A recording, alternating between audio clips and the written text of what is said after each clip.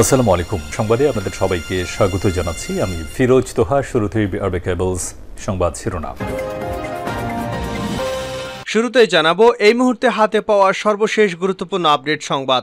BNP চেয়ারপারসনের উপদেষ্টা জয়নুল আবেদিন ফারুক বলেছেন, সরকারকে বলবো পদত্যাগ করুন, দেশের মানুষকে বাঁচান।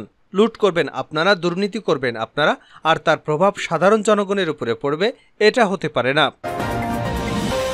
এবারে জানাবো পবিত্র উমরা পালনের উদ্দেশ্যে আগামী 2 মে বৃহস্পতিবার সৌদি আরবে যাচ্ছেন বিএনপির মহাসচিব মির্জা ফখরুল ইসলাম আলমগীর, সঙ্গে তার স্ত্রী রাহাতারা বেগমও যাচ্ছেন। জানাবো মে দিবস উপলক্ষে শ্রমিক সমাবেশ করবে বিএনপি। বুধবার বিকেল 3টায় রাজধানী নয়াপল্টনে এ সমাবেশ করবার ঘোষণা দিয়েছে দলটি। এদিকে দীর্ঘ 7 মাস কারান্তরীণে থাকা জাতীয়তাবাদী ছাত্রদলের সাবেক কেন্দ্রীয় যুগ্ম সাধারণ সম্পাদক কাজী জিয়াউদ্দিন বাসিত কেরানীগঞ্জ কেন্দ্রীয় কারাগার থেকে জামিনে মুক্তি পেয়েছেন। জানিয়ে দেব, আওয়ামী লীগ সভাপতি ও প্রধানমন্ত্রী শেখ হাসিনা বলেছেন, আমাদের দুর্ভাগ্য যে দেশের কিছু রাজনৈতিক দেউলিয়া, যারা একেবারেই রাজনৈতিকভাবে দেউলিয়া, এদের কিছু বক্তব্য, আর আমাদের দেশের কিছু আছে বুদ্ধি বেছে জীবিকা নির্বাহ করেন, সেই তথাকথিত বুদ্ধিজীবীরা অনবরত বাংলাদেশের বিরুদ্ধে গীবত গাচ্ছে এবং বাংলাদেশের বিরুদ্ধে অপপ্রচার চালাচ্ছে। আশ্চর্যের ব্যাপার হলো, এই দেশে অতিবাম অতিডান সবাই এখন এক হয়ে গেছে। এবং সর্বশেষ জানাবো ভয়াবহ দুঃসংবাদ। আফগানিস্তানে মসজিদের ভেতরে হামলা, নিহত 6। আফগানিস্তানের একটি মসজিদের ভেতরে গুলিতে 6 জন নিহত হয়েছেন। এতে আহত হয়েছেন আরও একজন ব্যক্তি। হামলাকারী একজন বলে জানা গেছে। এতক্ষণ শিরোনাম শুনছিলেন, এবার বিস্তারিত। প্রিয় দর্শক, আপনি যদি এই চ্যানেলে নতুন হয়ে থাকেন, ভিডিওটি দেখতে দেখতে চ্যানেলটি সাবস্ক্রাইব করে আমাদের সঙ্গে থাকুন। আর এই ভিডিও সম্পর্কে আপনি আপনার মূল্যবান মতামতটি কমেন্ট বক্সে জানিয়ে দিন। আর হ্যাঁ প্রিয় দর্শক, জানিয়ে দিন ভিডিওটি কোথা থেকে দেখছেন। পদত্যাগ করুন, দেশের মানুষকে বাঁচান, সরকারকে ফারুক। বিএনপি চেয়ারপারসনের উপদেষ্টা জয়নুল আবেদিন ফারুক বলেছেন, সরকারকে বলবো পদত্যাগ করুন, দেশের মানুষকে বাঁচান। লুট করবেন আপনারা, দুর্নীতি করবেন আপনারা, আর তার প্রভাব সাধারণ জনগণের উপরে পড়বে, এটা হতে পারে না। মঙ্গলবার জাতীয় প্রেস ক্লাবের সামনে জিয়াউর রহমান সমাজ কল্যাণ ফোরামের আয়োজনে তারেক রহমানের নির্দেশে সারা দেশে চলমান তীব্র তাপদাহে অতিষ্ঠ নগরীর পথচারী ও শ্রমজীবী গরিব মেহনতি মানুষের মাঝে বিশুদ্ধ পানি ও খাবার স্যালাইন বিতরণ অনুষ্ঠানে তিনি এসব কথা বলেন। জয়নুল আবেদিন ফারুক বলেন, 15 বছরের অন্যায় অত্যাচারের মধ্য দিয়ে এ সরকার ক্ষমতায় আছে। বিনা কারণে দেশের অনেক মানুষকে গুম করেছে, খুন করেছে, অন্যায়ভাবে গ্রেপ্তার নির্যাতন করেছে। এই তাপদাহে আওয়ামী লীগ নিশ্চুপ বসে আছে কেন? আপনারা তো এসি ব্যবহার করে ঘরে বসে আছেন। সাধারণ জনগণের কথা একটু ভাবুন। তিনি বলেন, স্কুল কলেজ বন্ধ করবেন শিক্ষামন্ত্রী, কিন্তু সেই স্কুল কলেজ বন্ধ করতে হয় আদালতকে। এই শিক্ষামন্ত্রীর পদত্যাগ চাই। শিক্ষামন্ত্রী কেন স্কুল খোলা রেখেছে তার বিরুদ্ধে মামলা করা উচিত। তিনি বলেন, সরকারকে বলবো পদত্যাগ করুন, দেশের মানুষকে বাঁচান। লুট করবেন আপনারা, দুর্নীতি করবেন আপনারা, আর তার প্রভাব সাধারণ জনগণের উপরে পড়বে, এটা হতে পারে না। পদত্যাগ করুন, দেশের মানুষকে রক্ষা করুন। এই তাপদাহে আপনাদের কারণে জবাব দিতে হবে জনগণের আদালতে। দুর্ভাগ্য হলেও সত্য, এই ফ্যাসিবাদী সরকার জনগণের জীবন নিয়ে সিনেমিনি খেলছে। শিক্ষামন্ত্রী যে বক্তব্য দিয়েছেন তা কোনো সুস্থ মস্তিষ্কের লোক এ ধরনের বক্তব্য দিতে পারে না। তাকে বিকৃত মস্তিষ্কের লোক বলে মনে করি আমরা। এই প্রচণ্ড দাবদাহে সরকার সাধারণ জনগণের পাশে এগিয়ে আসেনি। এই সরকার জনবিরোধী সরকার। সারা দেশের মানুষকে সাধারণ মানুষের পাশে দাঁড়ানোর আহ্বান করছে। পবিত্র উমরা পালনে স্ত্রীসহ সৌদি আরবে যাচ্ছেন মির্জা ফখরুল। পবিত্র উমরা পালনের উদ্দেশ্যে আগামী 2 মে বৃহস্পতিবার সৌদি আরবে যাচ্ছেন বিএনপির মহাসচিব মির্জা ফখরুল ইসলাম আলমগীর, সঙ্গে তার স্ত্রী রাহাতারা বেগমও যাচ্ছেন। মির্জা ফখরুল ইসলাম আলমগীর বলেন, তিনি এখন পুরোপুরি সুস্থ হননি। স্ত্রী উমরা হজ পালনের সংকল্প করেছেন। 2 মে তারা ঢাকা ত্যাগ করবেন।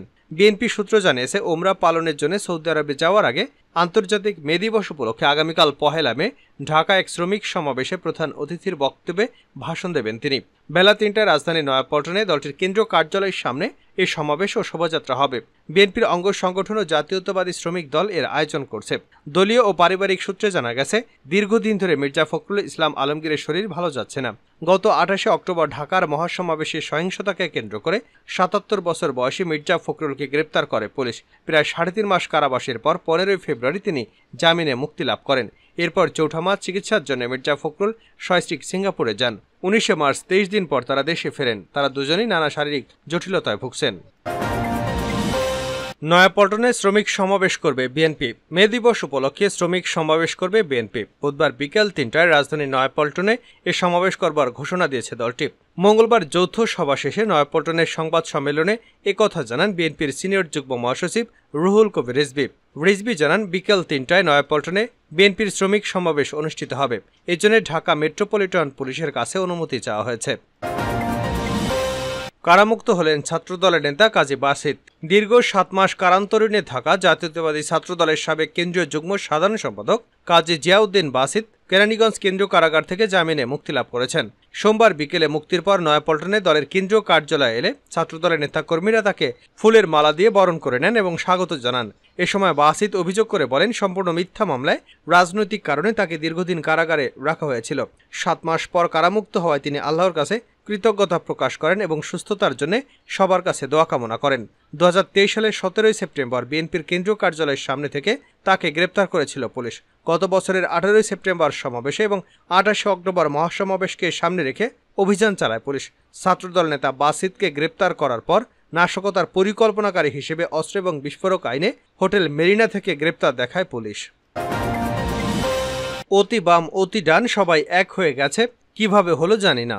আওয়ামী লীগ সভাপতি ও প্রধানমন্ত্রী শেখ হাসিনা বলেছেন, আমাদের দুর্ভাগ্য যে দেশের কিছু রাজনৈতিক দেউলিয়া, যারা একেবারেই রাজনৈতিকভাবে দেউলিয়া, এদের কিছু বক্তব্য আর আমাদের দেশে কিছু আছে বুদ্ধি বেছে জীবিকা নির্বাহ করেন সেই তথাকথিত বুদ্ধিজীবীরা অনবরত বাংলাদেশের বিরুদ্ধে গীবত গাচ্ছে এবং বাংলাদেশের বিরুদ্ধে অপপ্রচার চালাচ্ছে। সবচেয়ে আশ্চর্যের বিষয় হলো এদেশে অতি বাম অতি ডান সবাই এক হয়ে গেছে। এটা কিভাবে হলো জানি না। এই দুই মেরু এক হয়ে সারাক্ষণ শুনি আওয়ামী লীগ সরকারকে উৎখাত করতে হবে, অপরাধটা কি আমাদের। মঙ্গলবার সন্ধ্যায় প্রধানমন্ত্রীর সরকারি বাসভবন গণভবনে আওয়ামী লীগের কেন্দ্রীয় কার্যনির্বাহী সংসদের সভায় সূচনা বক্তব্যে এসব কথা বলেন প্রধানমন্ত্রী। তিনি বলেন, করোনার সময় আমরা বিনা পয়সায় ভ্যাকসিন দিয়েছি, পৃথিবীর ধনী দেশগুলো দেয়নি, কিন্তু বাংলাদেশ দিয়েছে। টেস্ট আমরা বিনা পয়সায় করিয়েছি, কোনো ধনী দেশ করেনি। আমরা দুহাতে পানির মতো টাকা খরচ করে মানুষকে বাঁচাতে পদক্ষেপ নিয়েছি, খুব কম দেশই সেটা করতে পেরেছে। আমরা সেখানে সাফল্য অর্জন করেছি। শেখ হাসিনা বলেন, মাতৃ মৃত্যুর হার কমিয়েছি, শিশু মৃত্যুর হার কমিয়েছি, সাক্ষরতার হার বাড়িয়েছি, মানুষের আয়ুষ্কাল বৃদ্ধি করেছি, মানুষের ঘরে ঘরে চিকিৎসা সেবা নিয়ে গেছে, শিক্ষার ক্ষেত্রে আমাদের অগ্রগতি আছে। সব দিক থেকেই তো বাংলাদেশ এগিয়ে যাচ্ছে। পিছিয়ে আছি আমরা কোথায়? মাথাপিছু আয় আমাদের বৃদ্ধি পেয়েছে, প্রবৃদ্ধি বৃদ্ধি পেয়েছে। সন্ধ্যা ৭টা ৬ শুরু হওয়া সভায় সভাপতিত্ব করেন আওয়ামী লীগ সভাপতি ও প্রধানমন্ত্রী শেখ হাসিনা। সভায় আওয়ামী লীগের সাধারণ সম্পাদক ওবায়দুল কাদের সহ কেন্দ্রীয় কার্যনির্বাহী সংসদের সদস্যরা উপস্থিত ছিলেন। প্রধানমন্ত্রী বলেন, করোনার অতিমারি, এরপরে আসে ইউক্রেন যুদ্ধ, স্যাংশন কাউন্টার স্যাংশন, বিশ্বব্যাপী মুদ্রাস্ফীতি, এসব সমস্যার কারণে কিন্তু আমরা নই, সারা পৃথিবী এমনকি উন্নত দেশগুলো হিমশিম খাচ্ছে। তারপরও আমাদের অগ্রযাত্রা অব্যাহত রেখেছি। ২০০৮ সালে নির্বাচনী ইশতেহারে আমরা ঘোষণা দিয়েছিলাম ২০২১ সালের মধ্যে বাংলাদেশকে আমরা এক ধাপ উপরে তুলব। রূপকল্প ২০২১ আমাদের ঘোষণা দেয়, দিন বদলের সনদ আমরা ঘোষণা দেই, আজকে দিন বদল ঘটেছে।